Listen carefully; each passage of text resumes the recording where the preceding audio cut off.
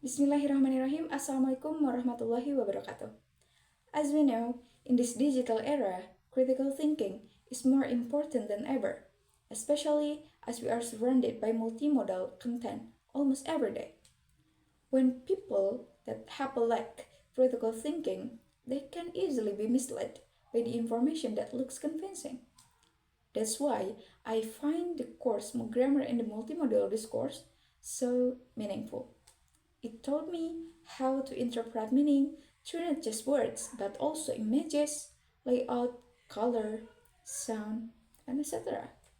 And then in this video, I'm Tauziatul with students number 222122060 from English Education Department will share my critical reflection during this course.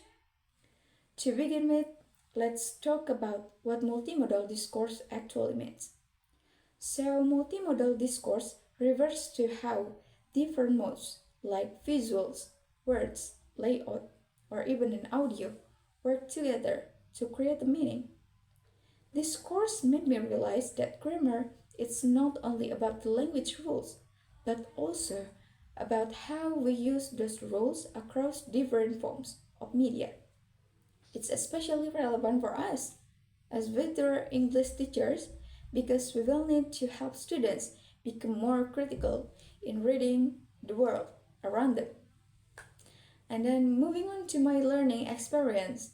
During this course, we used various strategies like group discussion or analyzing media, such as poster, advertisement, and then multimodal element else. And then one activity that began to change my perspective was our discussion on the villain poster, A Place Called Silent. In this session, we discussed how color choices, layout, and visual elements also send powerful messages. It made me realize how all component, or even it's just even verbal or the visual, shape our interpretation. And in this course, we also learned about the three meta function from Kress and Van Loon, which is representational, interactive, and compositional meaning.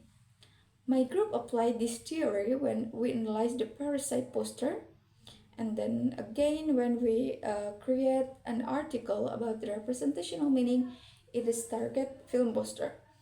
And actually, these talks helped me a lot to apply theory into the real life media analysis. And then reflecting on my journey, I become much more aware of how meaning is built, not just through grammar but through the visual elements. Before took this course, I actually thought that multimodal elements created just for the visual needs. But now I naturally start asking, what does this image really say, or how does this layout influence my interpretation? And then about the challenges in this course, I faced it one challenge in group discussion. Sometimes my team had different ways of interpreting a multimodal text, and then at first this caused, of course, confusion.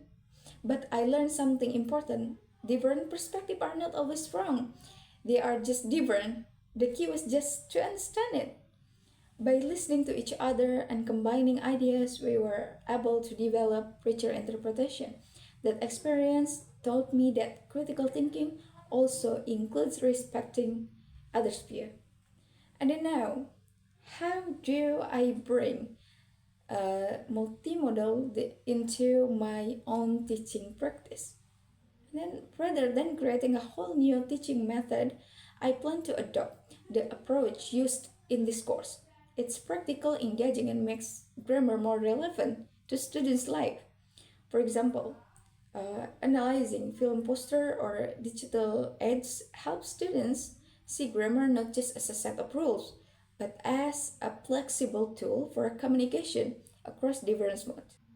To sum up, this course has helped me grow both academically and personally, and it opened my eyes to diverse layers of meaning multimodal text, improve my critical thinking, and remind me of the power of the original perspective.